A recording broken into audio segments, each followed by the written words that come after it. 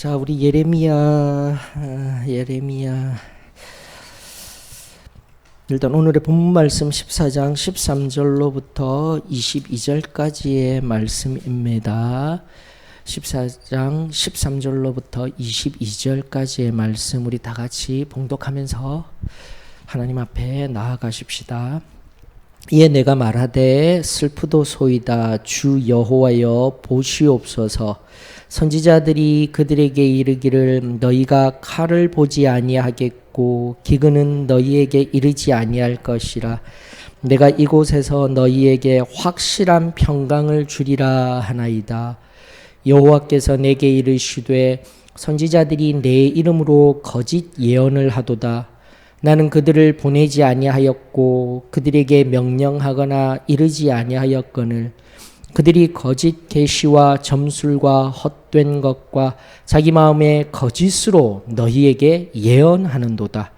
그러므로 내가 보내지 아니하였어도 내 이름으로 예언하여 이르기를 칼과 기근이 이 땅에 이르지 아니하리라 하는 선지자들에 대하여 여호와께서 이와 같이 말씀하셨노라. 그 선지자들은 칼과 기근에 멸망할 것이요 그들의 예언을 받은 백성은 기근과 칼로 말미암아 예루살렘 거리에 던짐을 당할 것인즉 그들을 장사할 자가 없을 것이요 그들의 아내와 아들과 딸이 그렇게 되리니 이는 내가 그들의 악을 그 위에 부음이니라. 너는 이 말로 그들에게 이르라. 내 눈이 밤낮으로 그치지 아니하고 눈물을 흘리리니 이는 처녀딸 내 백성이 큰 파멸 중한 상처로 말미암아 망함이라. 내가 들에 나간즉 칼에 죽은 자요 내가 성읍에 들어간즉 기근으로 병든 자며 선지자나 제사장이나 알지 못하는 땅으로 두루 다니도다. 주께서 유다를 온전히 버리시나이까? 주의 심령이 시온을 싫어하시나이까?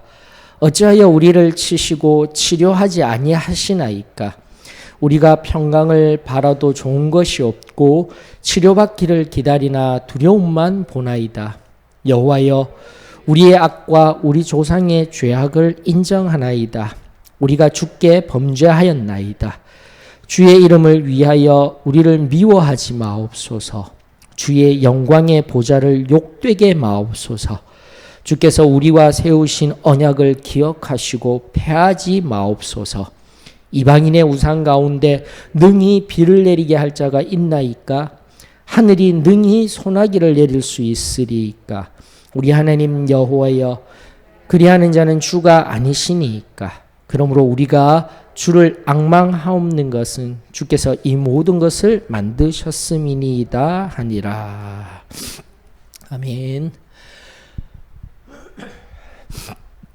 자, 여러분들도 우리 예레미야서의 말씀을 통하여서 오늘 또 주시는 우리들 가운데 주시는 말씀, 그 당시의 시대적 상황 속에서 예레미야 입술을 통하여서 주시는 그 하나님의 말씀과 마음이 오늘 여기에 우리들의 상황 속에서도 하나님의 눈물을 흘리시며 애타하시는 그 하나님을 만날 수 있는 저와 여러분들의 복된 말씀이 되었으면 좋겠습니다. 여러분들 제가 비밀 하나 알려드릴까요? 그 비밀은 아닌데 이제 성경을 연구하다가 보면 구약에 히브리어 성경 있죠. 지금 우리가 바라보고 있는 이 성경 말고 원래 구약의 히브리어 성경, 구약 성경 중 히브리어로 된 성경 중에 가장 긴 책이 무엇일까요? 예. 예레미야를 하고 있기 때문에 지금 이런 얘기를 하는 거예요. 야, 시편이 가장 길다라고 생각하셨죠. 근데 일단 시편도 5권으로 되어져 있고 이사야도 이제 나뉘어져 있습니다. 자, 그런데 그렇게 되어진 책 중에서 가장 긴 책이 히브리어로 쭉 이어져서 가장 긴 책이 바로 예레미야 성경으로서 시편보다 제 기억이 맞다면 히브리어 단어로만 약 1200단어가 더 많아요.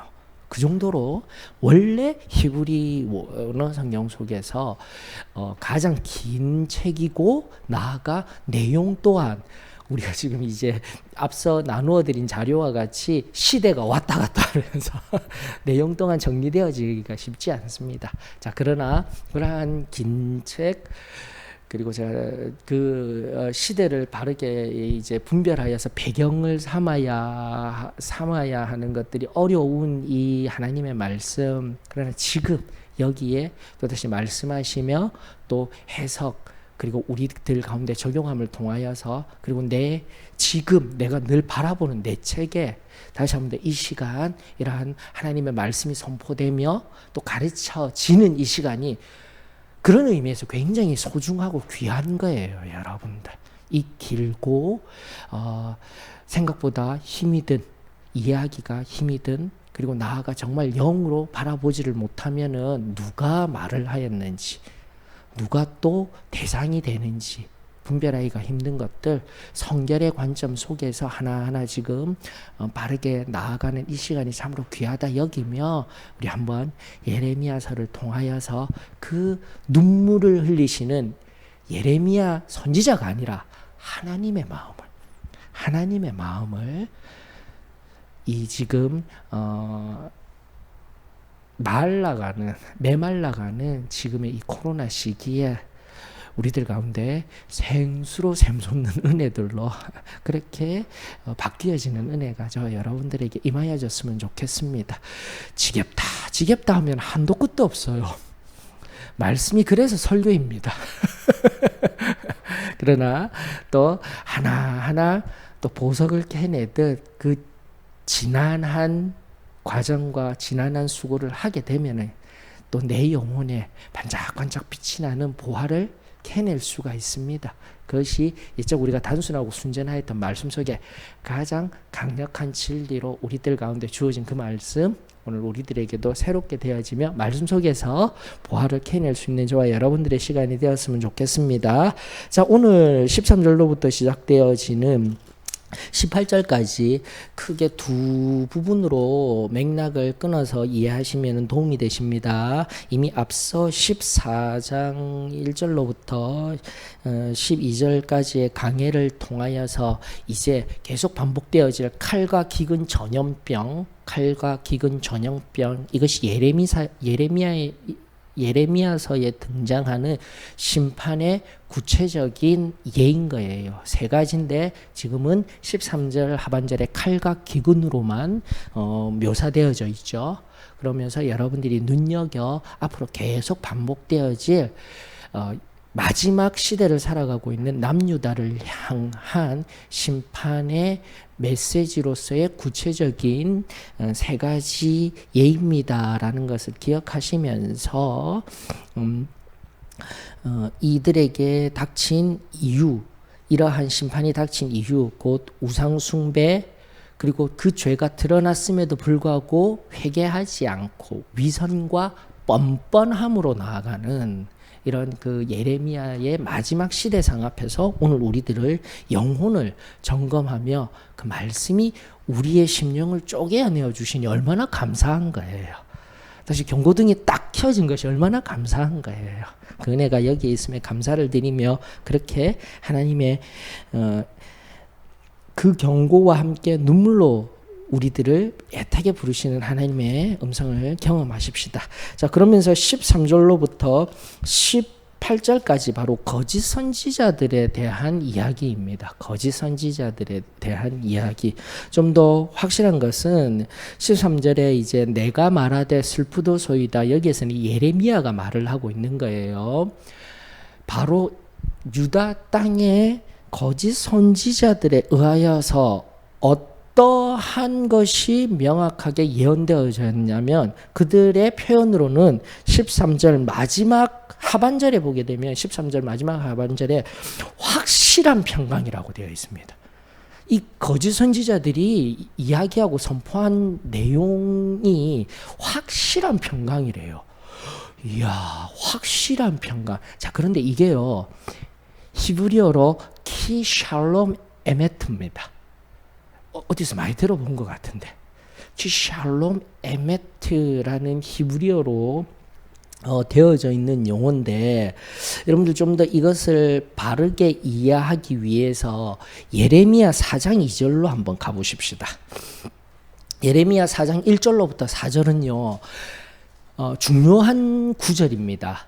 예레미야 4장 1절로부터 4절은 다시 한 번 더 하나님이 진정으로 이 남유다 백성들에게 원하는 상태인 거예요. 4장 1절로부터 4절까지 굉장히 중요합니다. 예레미야서를 해석함에 있어서. 그래서 4장 2절에 보게 되면 너희들이 다시 돌아와야 된다 하면서 무엇과 무엇으로요? 진실과 정의와 공의로 돌아와야 된다라는 거예요. 예레미야 4장 2절 진실과 정의와 공의로 여호와의 삶을 두고 맹세하며 돌아오게 되면 나라들이 나로 말미암아 스스로 복을 빌며 나로 말미암아 자랑하리라라는 거예요, 여러분들. 여기에 바로 진리, 정의, 공의가 지금 여기 오늘 본문 속 14장 13절에 그 거짓 선지자들도 앞서 4장 2절에 예레미야의 입술을 통해서 진리, 정의, 공의로 다시 돌아와야 된다라는 그 말이 거짓 선지자들에게 확실한 평화, 여기서 확실하다라는 이걸 확실한이라고 되어져 있는 확실한이 바로 에메트예요, 여러분들. 앞서 키샬롬 에메트라고 제가 읽어드렸죠. 에메트가 바로 4장 2절의 진리입니다. 진리. 4장 2절의 진리. 에메트란 용어 중요합니다. 제가 구약의 3대 죄악, 구약의 3대 사랑 하였을 때 헤세드 아시죠? 인자, 긍휼, 라함, 다함이 없는 사랑, 그 다음 에메트가 있어요. 변하지 않는 상황. 이게 굉장히 중요한 용어거든요. 진리라고도 되어지게 되고 충성이라고도 번역되어지는데 이 어근의 이 단어의 깊은 뜻은 바로 불변이에요. 불변. 변하지 않는다라는 뜻인 겁니다. 불변. 정말 중요하죠. 그래서 확실한 보다는 계속 지속되고 변하지 아니하는 평화가 임하게 될 거야. 이게 거짓 선지자들의 말이었던 거예요. 그리고 샬롬은 뭐죠? 샬롬은 평화라고 되어져 있는 이 샬롬이 여러분들 이루어지는 것이 바로 제가 누차 얘기하고 있는 구약 성경에 얘기하고 있는 의는 하나님의 의는 두 가지가 있습니다 해서 이 시점상의 의, 그걸 정의라고 제가 번역해 드리고 있어요. 계속 정의를 통해요. 정의를 통한 뭐죠? 뭐가 일어나야 돼요? 공의가 이루어지는 게 평화인 거예요, 여러분들. 이게 구약적 개념이에요. 샬롬의 개념이. 정말 중요합니다. 공의가 이루어짐, 이것이 바로 뭐라고요? 평화예요, 여러분들. 샬롬이에요. 그래서 구약 성경을 우리가 늘 바라보면서도 이러한 맥락과 이러한 개념들을 가지셔야 돼요. 그저 평화라는 것이 나의 주관적이고 개인적인 평화가 아니라 성경적인 평화가 무엇입니까? 했을 때 샬롬의 의미는 제가 평평한, 어근으로 살펴드렸을 때도 평평하리라고 했는데 바로 정의를 통하여서 공의, 하나님 앞에 공평한, 모두에게 공평한 의가 이루어진 상태가 바로 구약의 평화의 의미예요. 그런 깊은 자리에까지 나가야 되는 거예요. 그래서 지금도 이 거짓 선지자들이 얘기하는 것은 바로 원래 예레미야를 통하여서 그리고 원래 있었던 하나님의 말씀의 그 개념들을 통하여서 이야기를 하는 겁니다. 거짓 선지자들이 절대 아무것도 없는 상태에서 이 유다 백성들이 모르는 상태에서 이야기하는 것이 아니에요. 그러다 보니 분별하기가 너무 힘이 든 거예요.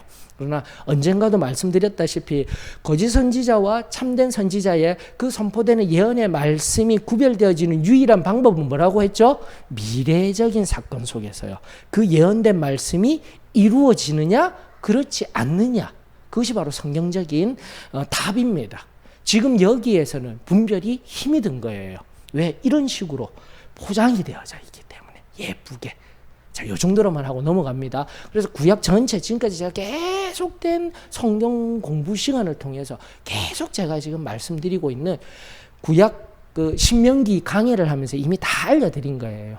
참 선지자와 거짓 선지자의 강력한 구별법은 바로 미래적인 사건 속에서 그 말이 성취되느냐 그렇지 않느냐로 구분하는 것입니다 라는 것.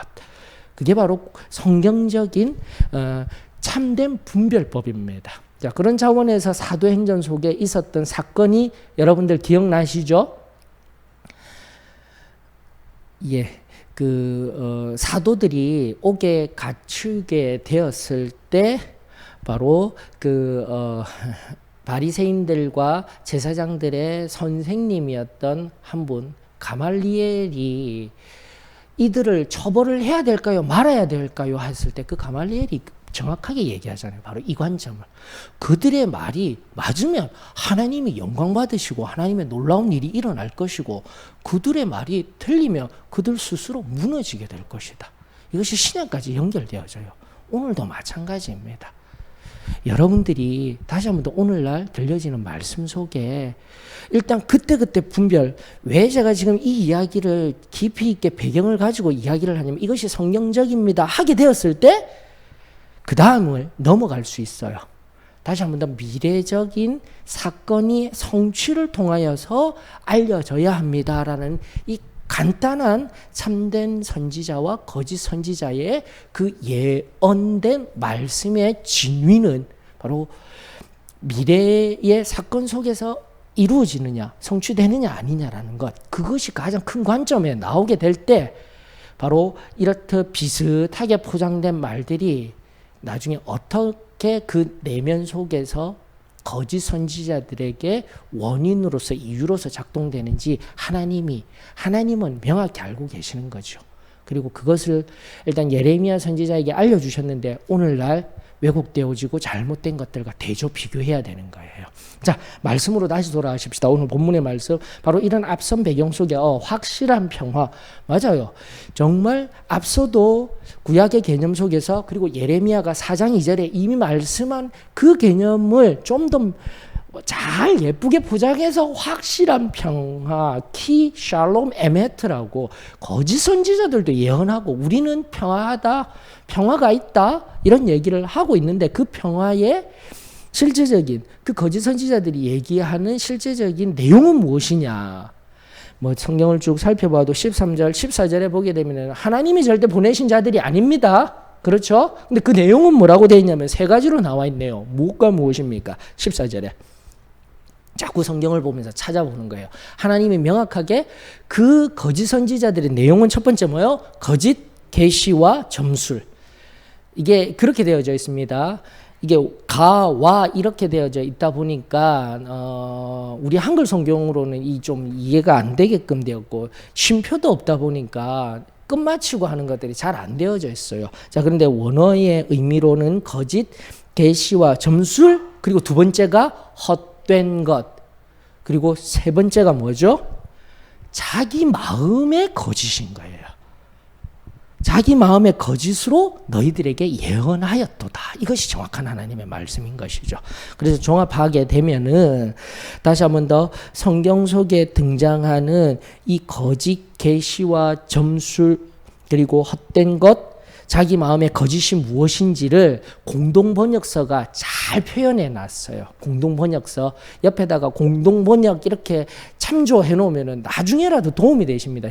내가 지금 몰라도 그렇게 자꾸 체크해 두셔요. 공동번역서는 뭐라고 이야기를 하냐면 14절을 야훼께서 나에게 말씀하셨다.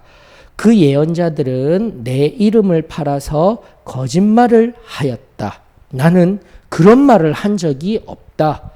그런 말을 하라고 예언자들을 보낸 적도 없다. 그것들은 엉뚱한 것을 보고, 첫 번째 나왔네요. 엉뚱한 것이래요. 엉뚱한 것. 두 번째는 허황한 점이나 허황된 것이라고 이야기를 하고 있고요. 세 번째는 중요합니다. 제 욕망에서 솟는 생각을 가지고 내 말이라고 전하는 것들이다. 이렇게 하나님이 강력하게 비난합니다. 그러니까 자기 욕망으로부터, 자기 욕망으로부터. 자, 그러면서 이것을 분석하게 되면 이제 거짓 선지자들의 그 잘 포장된 하나님의 말씀과 비슷하게 잘 포장된 이 확실한 평화의 내용은 무엇이라고요? 엉뚱한 것, 다르게 이야기하면은 환상. 하나님의 계시된 말씀도 아니고 거짓 계시라고 되어져 있는데 아무것도 아닌 기도하다가 떠오른 환상. 이런 종류의 것들이라는 거예요. 그리고 그것은 두 번째 개념이 뭐냐면 허무하다라는 거예요. 아무것도 없는 거예요, 여러분들. 이것이 바로 두 번째의 개념입니다. 그리고 환상이나 떠오른 것들, 아무것도 아닌 상태에서 떠오른 것들이 어떻게 이제 표출이 되었냐면 하나님의 예언이다라고 표출된 것이 세 번째가 중요한 거예요. 바로 자기 욕망에 근거한 하나님 말씀에 빗대어진 자기 이야기인 거예요, 여러분들. 이걸 이미 성경이 명확하게 우리들에게 알려주고 있었던 것입니다. 하나님 말씀으로 하나님의 것과 비슷하다라고 표현되어지고 또 하나님의 종들로서 놀라운 일들이 일어나고 있지만 성경은 다시 한번 더 오늘 예레미야서를 통해서 우리들에게 명확하게 알려주시는 것은 뭐냐면 환상 속에 허무한 것으로 어떻게 해요? 자기 욕심에 근거한, 자기 욕망에 근거한. 언젠가도 한번 예화 들려드렸죠. 어느 목사님의 설교, 이제 교회가 오래된 그 교회가 되어서 건축할 시기가 되었는데, 이제 어느 바닷가에 펼쳐진 그 한 지역 토지가 있었는데 그 토지가 황금빛 황금빛 추수할 벼들로 변하는 환상을 보았대요. 그래 반드시 이거 사야 된다는 거야. 그러면서 바로 그곳에 하나님의 예배당을 짓게 되면은 우리는 반드시 크고 놀라운 일을 행할 수 있습니다라는 설교들이 버젓이 흘러나왔어요. 여러분 그걸 듣고 여러분들 어떻게 해야 되노? 아멘 할렐루야 하실 겁니까? 안 돼요. 절대 안 돼요. 절대 안 돼요. 여러분들 절대 안 돼요. 왜입니까? 왜입니까? 다시 한 번 더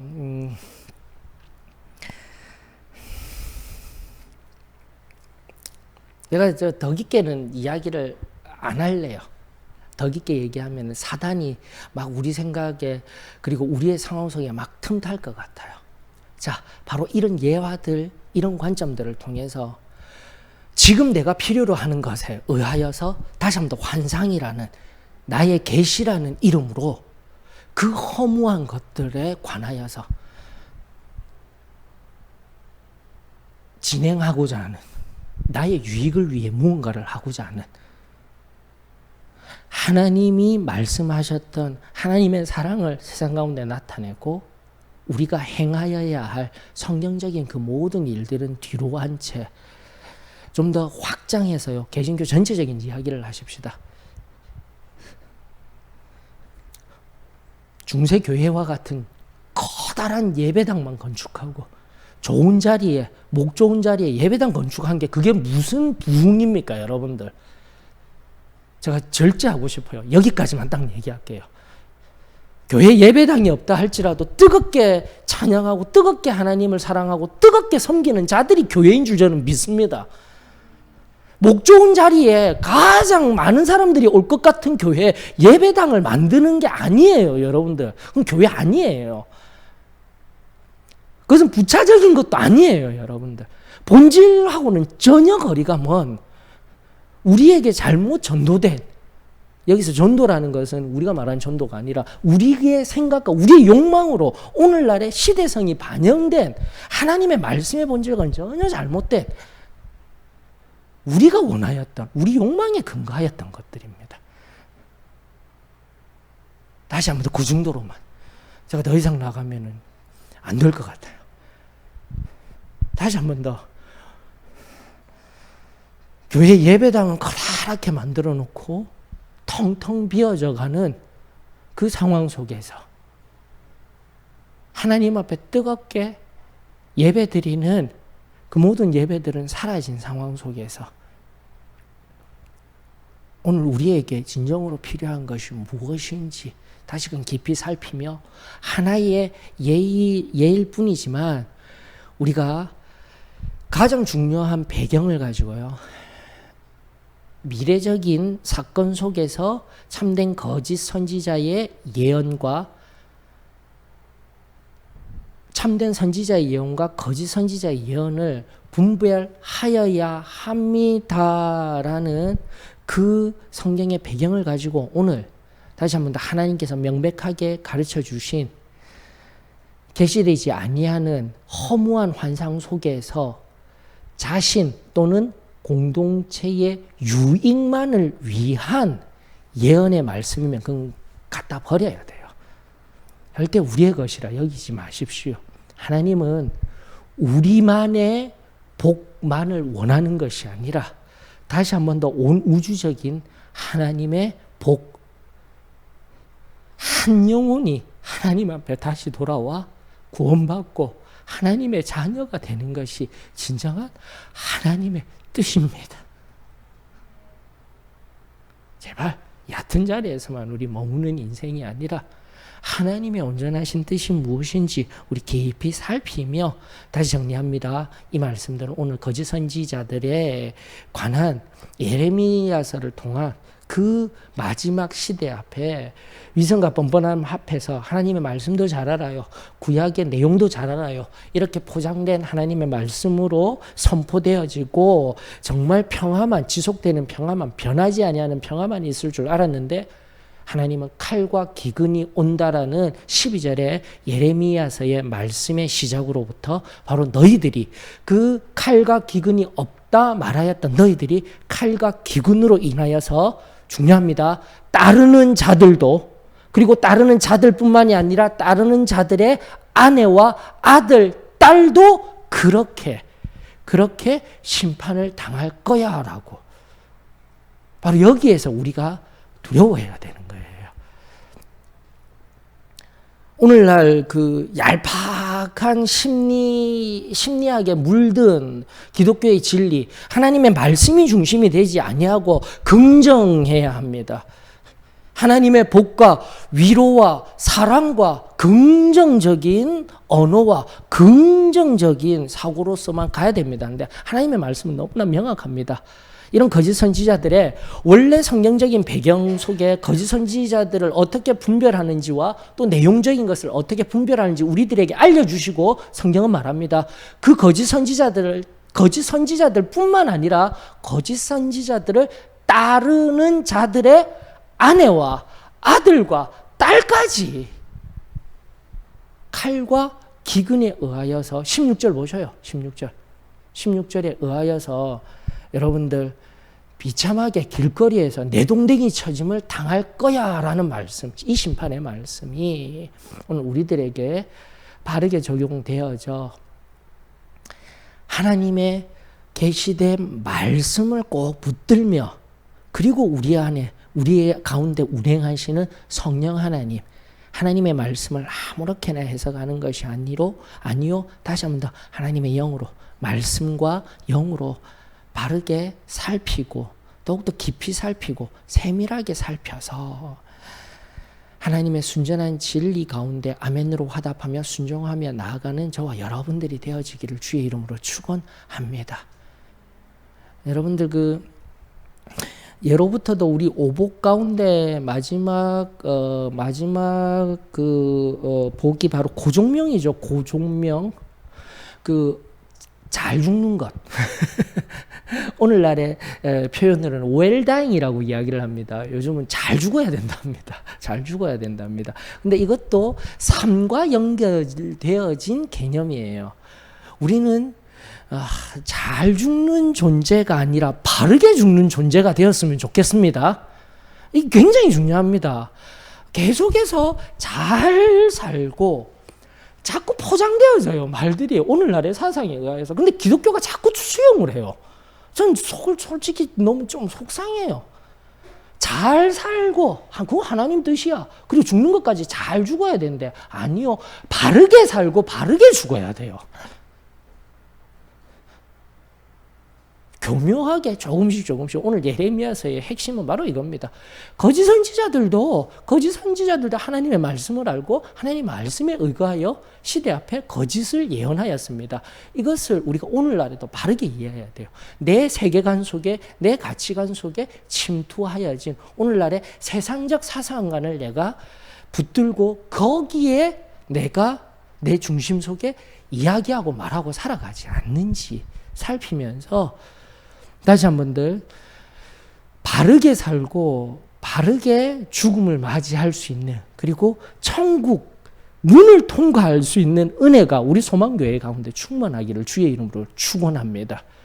승리 생활하며 하나님 앞에 죄에 민감하게 반응하며 하나님의 붙들어 주시는 은혜로 말미암아 그렇게 순결하게 끝까지 하나님의 진리에 의거해서 살아가는 순결하고 성결한 백성, 저와 여러분들이 되어졌으면 참으로 좋겠습니다. 자, 그런데 제가 왜 이러한 말씀을 드리냐면은 다시 한 번 더 고대 세계에는요, 바로 16절이 별것 아닌 것 같지만 거리에서 비참하게 죽는 게 고대 세계에서는요, 가장 그 마지막이 가장 저주스러운 상태인 겁니다. 즉 길에서 죽는 거예요. 그리고 죽어서도 어떻게 해요? 덮이워지지 아니하고, 여러분들 이제 자꾸 깊게는 안 들어갈게, 문화사적으로 이렇게 무덤들을 높게 쌓는 이유가 있습니다. 커다랗게 쌓는 이유가 있습니다. 그것은 바로 죽어서도 좋은 귀한 자리로 가기 위한 인간들의 그 재래 의식 속에 모두 녹아져 있는 모습인 거예요. 그리고 반드시 흙으로 덮이워지고 쌓여져서, 높이 쌓여져서 그 자신의 죽음조차도 고대 세계로부터 흘러나온 문화사적인 입장 속에서는 그 죽음이 존귀한 죽음이 될 수 있도록 만드는 것이 굉장히 중요하다고 여기는 것이 고대 사회로부터 지금까지 이어지는 죽음에 관한, 특별히 재래에 관한, 그 죽음에 관한 재래에 관한 그 깊은 생각들인 거예요. 사상들이 있는 거예요. 자, 그렇기 때문에 지금 이 본문 속의 16절의 말씀은 그냥 길거리에서 칼 맞아서 죽는 것이 뭐 어때? 아니요, 저주예요. 가장 비참하고 저주스러운, 가장 악한 상태로서의, 저주스러운 상태로서의 마지막이 바로 16절에 근거한 길거리에서 칼 맞아서 객사에서 죽는 거예요. 그렇게 하나님께서 철저하게 거짓 선지자들과 거짓 선지자들을 따르는 자들과 그 가정까지도 철저하게 멸망케 하는 이 하나님의 음성 앞에 오늘 우리들에게 예수 그리스도의 사랑과 또다시 오늘의 삶을 온전히 하나님의 뜻대로 살아갈 수 있도록 말씀하여 주시고 우리를 꼭 붙들어 주시는 은혜가 있음에 이 시간 감사를 드립니다. 그러면서 성경은 말하길 17절 하반절에 그것을 바로 하나님이 눈물을 흘리면서 이제 정확하게 등장하는 거예요. 제가 앞서도 한번 하나님은 눈물을 흘리시며 예레미야의 심정이 아닙니다. 예레미야가 눈물의 선지자입니다 했는데 그 눈물의 선지자가 예레미야가 흘린 것도 있지만 제가 이 본문, 이 말씀 구절 그 집 올려드리면서 하나님도 눈물을 흘리십니다. 여기 17절에 나는 바로 하나님이신 거예요. 하나님이 눈물을 흘리면서 큰 파멸, 바로 이 유대의 중한 상처가 무엇이라고요? 맥락 속에서 거짓 선지자들의 거짓 예언이었던 거예요. 정확하게 보셔야 됩니다. 자, 이제 예레미야서를 통해서 하나님이 눈물을 흘리면서 가장 아파하시는 성경에 의한 큰 파멸, 중한 상처는 바로 거짓 예언자들의 거짓 예언이었다라는 거예요. 우상숭배 단순하게 생각하지 마십시오. 그냥 내가 아는 성경적 지식으로만 생각하는 것이 아니라 정확하게 하나님의 말씀의 맥락 속에서 지금 하나님이 눈물을 흘리시는 이 가장 큰 파멸과 중한 상처가 바로 거짓 선지자들의 거짓 예언이다. 왜일까요? 여러분들이 간단해요. 여러분들 왜 거짓 선지자들의 이 거짓 예언이었냐면 바로 그로 인하여서 백성들이 변화가 안 되었던 거예요. 이게 원인이 되었기 때문에 여러분들 원인이 바로 지금 이 방금 얘기했던 제가 지금도 계속 얘기하고 있던 앞서 그런 배경 속 이런 거짓 선지자들의 배경 이렇습니다. 거짓 선지자들에 관한 쭉 이야기를 하면서 내용까지도 자기 욕망에 의한 하나님의 말씀을 빌린, 자기 욕망에 근거한 이야기들을 끄림하는 그 원인 속에서 거짓 선지자들의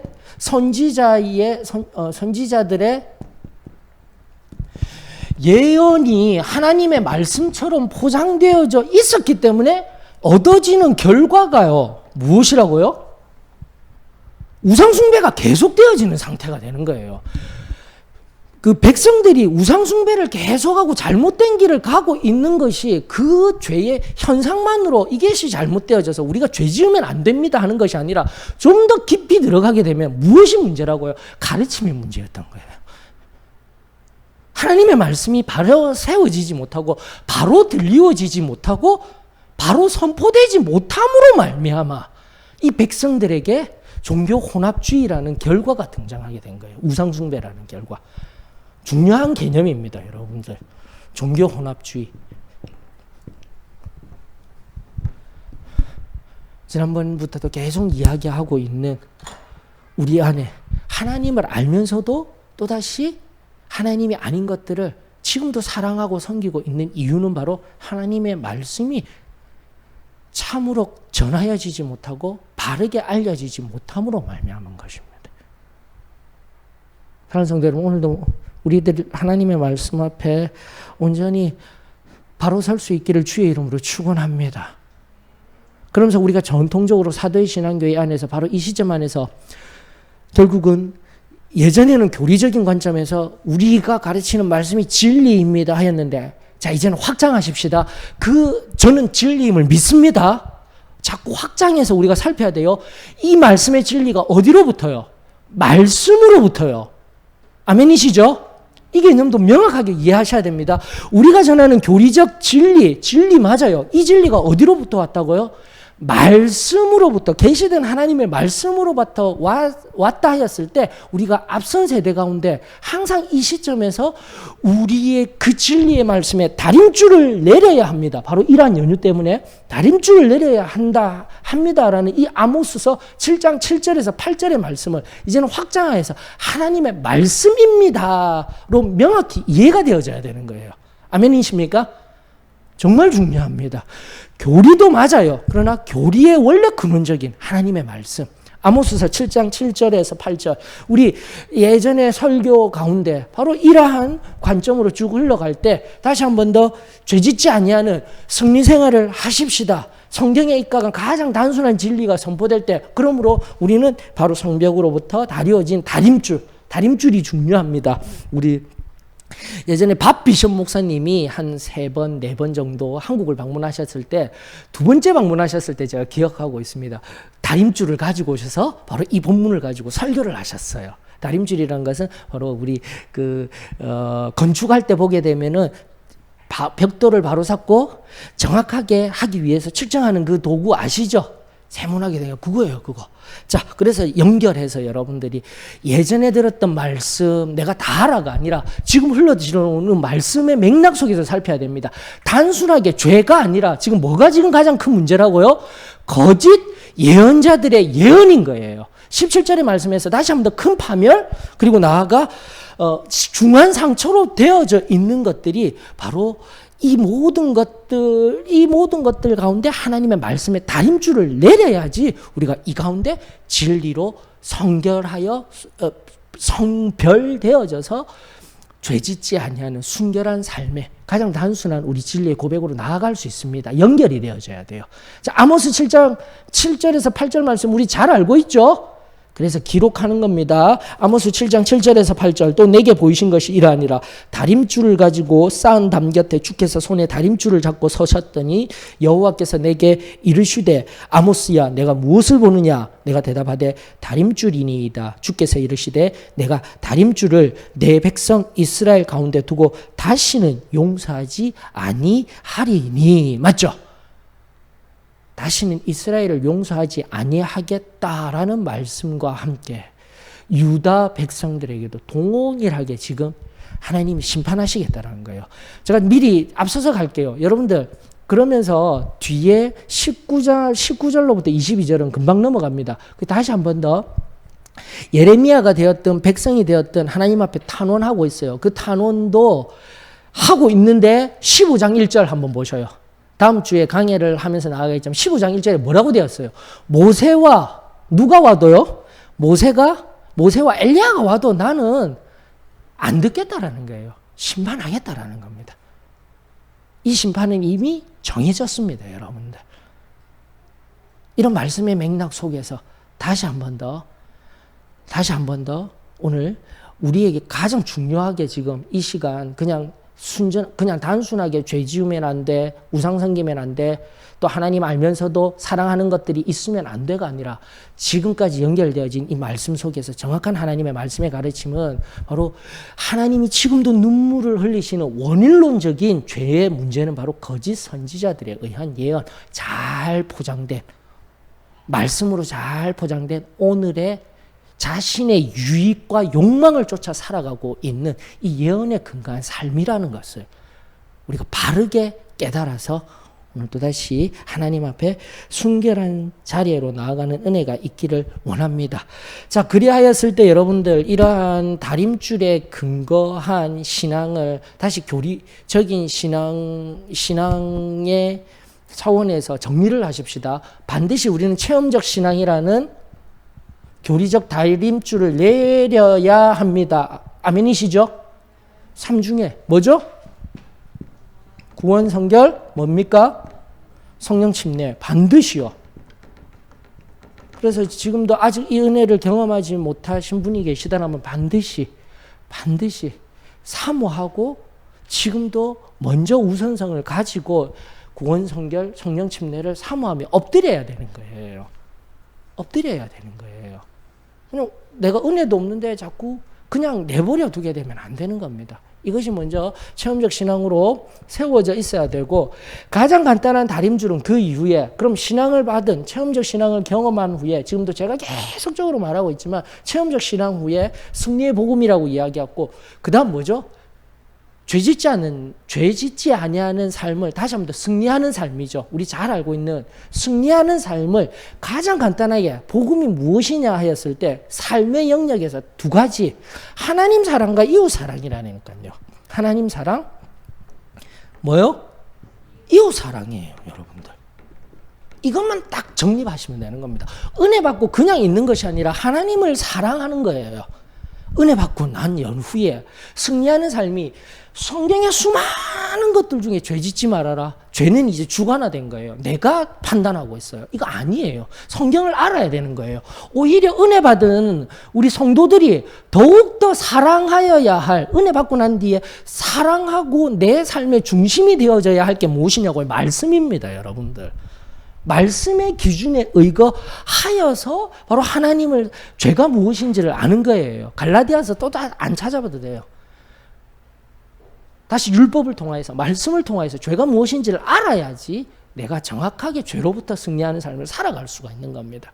성령에 의하여서, 성령이 오셔서 내게 성령이 다 가르쳐 주셔서 하면서 지난 우리 50년을 바라보았을 때 부족했던 거예요. 잘못된 것이 아니라 그 부족함이 원래로부터 어디로부터 왔다고요? 말씀으로부터 왔다라는 것을 이제 명확히 알고 말씀을 사랑하십시다. 말씀을 사랑하십시다. 말씀과 성령에 입각한 기준을 명확히 세우십시다. 이 얘기를 하고 싶은 거예요. 지금 계속 하는 거는. 자, 그러면서 하나님 사랑의 최고의 단순한 하나님 사랑의 표현이 뭐죠? 예배입니다, 여러분들. 하나님 사랑의 가장 단순한 게 뭐라고요? 예배예요, 예배. 은혜를 주셨고 내가 하나님 앞에 그 은혜에 의해서 하나님 사랑합니다, 감사합니다 표현하는 게 뭐라고요? 예배인 거예요. 그래서 교회에 공예배가 있는데 내가 그 공예배를 소홀히 한다? 이러면 하나님 사랑, 그리고 나아가 내 체험적 신앙의 기본까지도 흔들린다라는, 원인론적으로 찾아서 나의 신앙을 점검해야 되는 겁니다. 이웃 사랑은 무엇일까요, 여러분들? 이웃 사랑은요. 그래서 가만히 있는 게 아니라 이 이웃 사랑을 하기 위하여서 제가 뭐 전도 선교하는 것까지 나가지 않습니다. 뭐 하면 되는 겁니까? 섬기는 거예요. 삶 속에서. 삶 속에서 세상을 향해 이웃을 섬기는 거지, 여기 이웃의 개념이 교회에서만 있으면 안 되잖아요. 그래서 항상 이렇게 신앙이 굳어지고 점점 더 내 신앙이 지금처럼 남유다 백성들 같이 오래된 신앙 속에서 하나님 말씀도 잘 알아요, 교리도 어느 정도 알아요 하게 되면은 교회에서 찬송 성가대로 섬긴다든지 반주자로 섬긴다든지 뭔가 봉사하는 것, 그것이 바로 이웃 사랑으로 대치돼 버려요. 아닙니다. 아닙니다. 절대 아닙니다. 다시 한번 여기에 이웃이라는 것은 다시금 세상을 향하여서 우리 안에 봉사로만 끝나는 것이 아니라 세상을 향한 구제의 손길, 섬김의 손길, 나아가 전도와 선교가 끊임없이 일어나는 곳이 어디라고요? 교회, 나아가 우리의 바로 다림줄이 내리워진 은혜 이후에 성경이 말하고 있었던 삶의 그리고 진리의 참된 모습이었던 거예요, 여러분들. 우리가 성경을 모르고 또 성경을 외면하고 있게 되면 우리가 끊임없이 연약한 자리에 얕은 물가에 거할 수밖에 없습니다라는 것 기억하며 오늘도 이러한 말씀에 입각한 하나하나의 바른 체계들이 일어났으면 좋겠습니다. 그러면서 다시 한 번 더 다림줄에 근거한, 우리가 다림줄이 내리워졌다 하면서 죄짓지 아니하는 삶 해놓고 오늘날의 죄를 내가 선악과 따먹어서 내가 주체가 되어져서 선악을 분별하는 것, 원죄부터 시작해서 우리가 말씀의 교육은 다 받고 알고 있으면서 하나님의 의에 입각한 선과 악임에도 불구하고 내가 선악을 지금 판단하고 내가 지금 판단된 것으로 가지고 교회 내에 분파들을 만들고 또 내가 만든 그 분파만이 옳다라고 여기고 있고 내 생각, 내가 지금도 공예배 그리고 앞으로 해나가야 될 선교까지 나아가야 할 것들, 내가 못하고 있으면은 하나님 죄송합니다, 제가 이렇게 못하고 있습니다가 나와야 되는데 나는 잘하고 있다라고 여기는 거예요. 두려워해야죠. 제발 하나님 앞에서 우리가 은혜 받은 자로서 지금의 나의 삶을 한 번 더 진실한 마음으로, 에메트의 마음으로, 그 변하지 않는 처음 주셨던 그 마음으로 다시 돌아가 우리들의 삶을 점검하며 지금 오늘 너무 힘겹습니다. 너무 힘이 듭니다. 그러나 나는 할 수 없지만 성령 하나님께서 말씀에 의하여, 이 말씀에 의하여 성령 하나님이 나를 붙들어 주심으로 말미암아 이 놀라운 하나님의 뜻에 합당한 귀하고 복된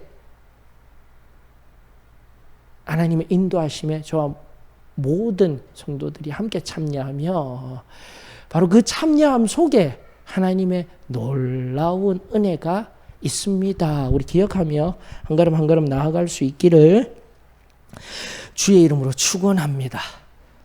그러면서 하나님이 18절의 말씀, 저주와도 같은 말씀이 흘러나오는 거예요. 자, 지금의 주제는요, 다시 한 번 더 누구에게 향하여 있습니까? 거짓 선지자들에게 향하여져 있습니다. 그래서 그렇게 망하여지고 그렇게 허무하여진 상황 가운데서 18절에 선지자와 그들이 어떠한 자리에 있다라고 성경은 말하고 있습니까? 선지자나 제사장이나 알지 못하는 땅. 여러분들 성경으로 가십시다. 2장 8절로 가십시다. 예레미야서 2장 8절. 자, 여기에서 멈추어서서 2장 8절 기록해 두시면서 예레미야서 2장 8절에 이렇게 하나님의 말씀이 예레미야 안에서 기록되어져 있습니다. 제사장들은 여호와께서 어디 계시냐 말하지 아니하였으며 율법을 다루는 자들은 나를 알지 못하며 관리들도 나에게 반역하며 선지자들은 바알의 이름으로 예언하고 무익한 것들을 따랐느니라. 명확하게 지금 말씀하고 있는 거예요. 즉 거짓 선지자들의 지금 오늘 여기에 모습을 보여주고 있으며 남유다의 거짓 선지자들의 모습을 보여주고 있는 거예요. 한마디로 표현하면 하나님을 알지 못하는 상태인 거예요. 지금 그러면서 걷고 있는 거예요, 여러분들.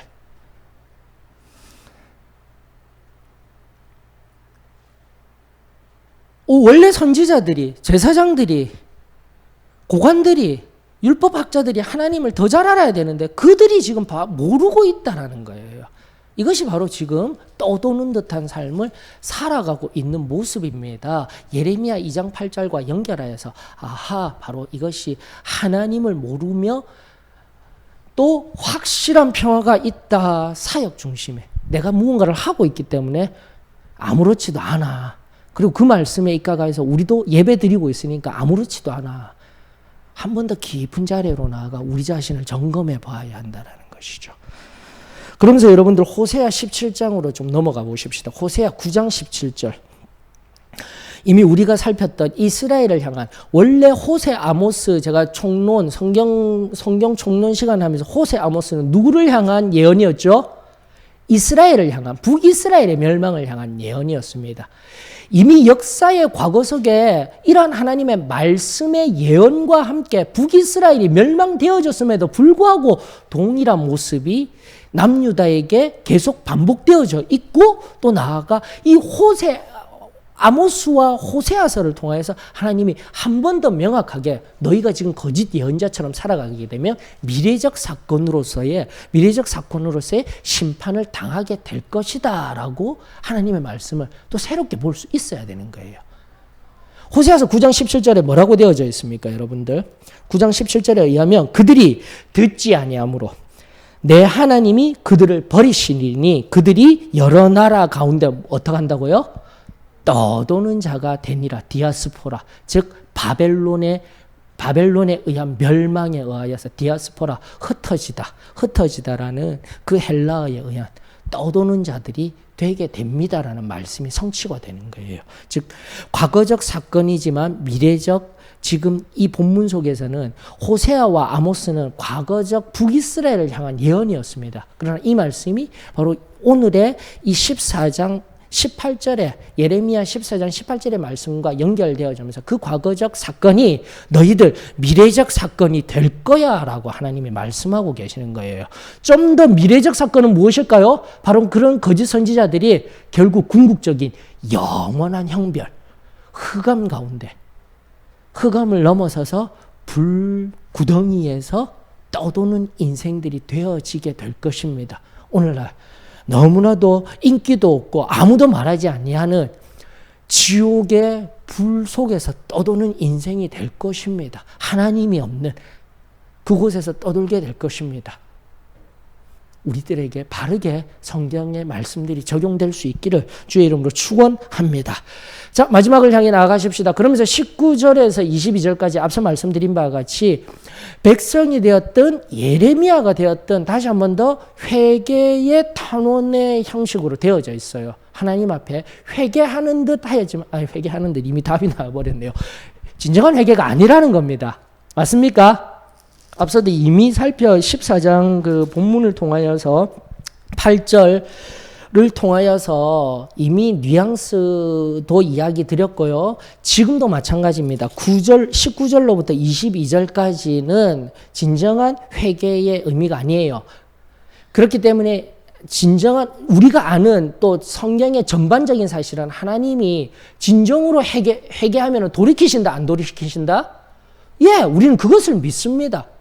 징계는 있을지언정 심판은 없어요. 그러나 다시 한번 15장 1절이 모세와 사무엘이 온다 할지라도 나는 듣지 아니할 거야 라고 연결되어진 말씀 속에서 이거는 진정한 회개가 아니었구나라는, 그렇다면 어떻게 찾을까요? 제가 계속 얘기해요.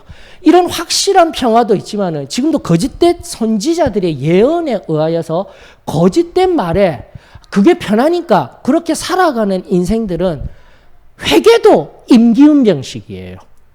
그때만 하면 되는 거예요. 악어의 눈물과 같이 그때만 눈물을 흘리며 회개합니다.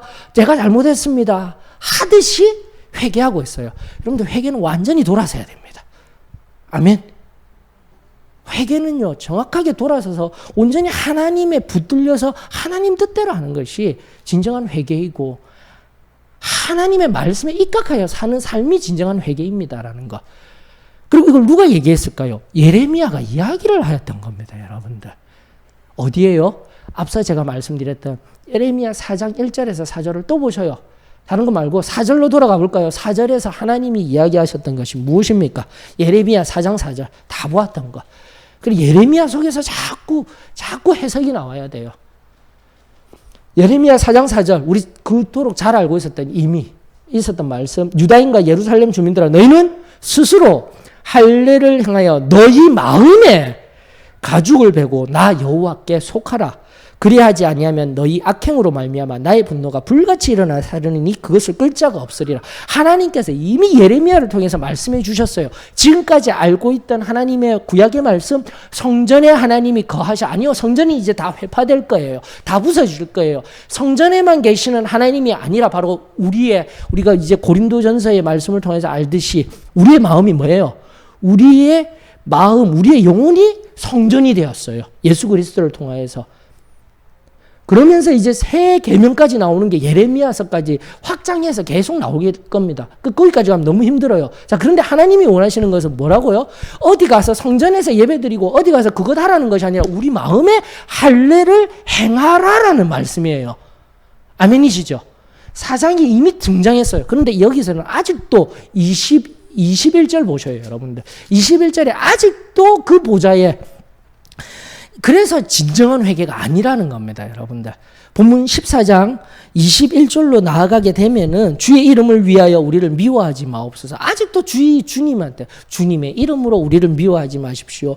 주의 영광의 보좌를 욕되게 하지 마시옵소서. 바로 그 예루살렘 성전 욕되게 하지 말고, 또다시 주께서 우리와 세우신 언약을 기억하시고 패하지 마시옵소서. 계속 하나님께 내가 진정으로 온 마음을 쏟아서서 스스로 그 마음의 할례를 덧입어서 진정한 회개를 해야 되는데, 그것보다는 다시 한번 더 21절의 말씀에 근거하여서 아직도 성전 중심에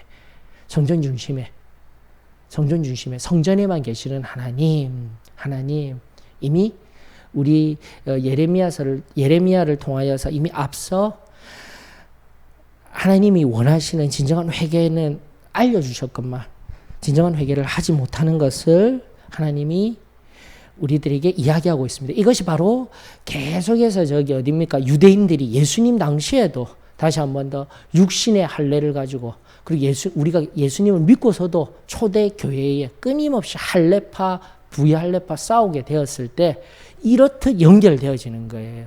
어떤 눈에 보이는 것들, 거짓 선지자들의 예언에 의한 말씀도 포장, 그리고 자꾸 예쁘게 예배당 포장, 눈에 보이는 성전 포장, 눈에 보이는 예배만 드리는 것, 온 마음으로 하나님 앞에 자신이 성별케 되어져서 온전히 나아가는 진정한 그 예배자로서 나아가야 한다라는 의미들이 오늘 말씀을 통하여서 깊이 우리들에게 새롭게 되어질 수 있기를 원합니다. 앞서도 계속 말씀드리고 있었습니다. 로마서 12장 1절과 2절의 말씀을 통하여서 산제물로서의 오늘 여기를 살아내는 참된 예배자로서, 오늘 여기를 살아내는 예배자, 세상 가운데 참으로 세상을 분별하며 하나님의 뜻을 이루어내며 살아가는 삶이 바로 하나님께서 원하시는 참된 마음의 할례를 더 입은 할례자, 그토록 얘기하는 할례자, 그리고 성전 중심의 사람들,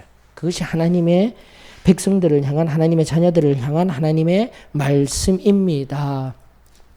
마지막 빌립보서 3장 3절 이제 체크하시면서 바로 이것이 하나님의 뜻입니다. 구약을 넘어서 이제 예레미야를 넘어서 신약까지 연결되어진 이런 성전 중심의, 육신의 할례 중심의 신앙이 아닌 온 마음의 할례를 덧입어서 진정한 회개를 통하여서 거듭나 하나님의 자녀로서의 삶을 사는 자들의 모습은 빌립보서 3장 3절에 의거한 하나님의 성령으로 뭐하라고요? 봉사하라는 거예요.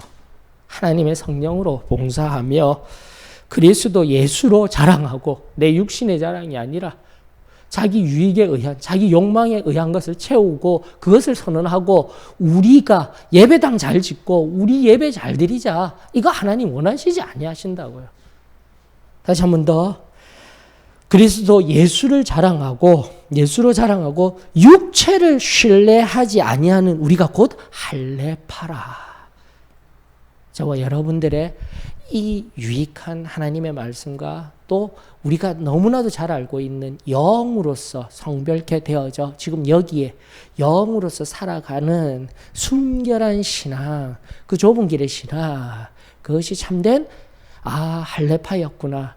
나아가 내 안에 성전 삼은 예레미야 시대에 다시금 마음의 할례를 덧입은 하나님이 진정으로 원한 눈물을 쏟아내며 원한 우리 한 사람 한 사람이었구나. 말씀 속에서 새롭게 하여 오늘도 또다시 나온 걸음 하나님 앞에 산제물로 엎드려 기도하며 또 세상을 향해 순전한 산제물로 하나님의 기쁨이 될 수 있는 저와 여러분들이 되어지기를 주의 이름으로 축원합니다.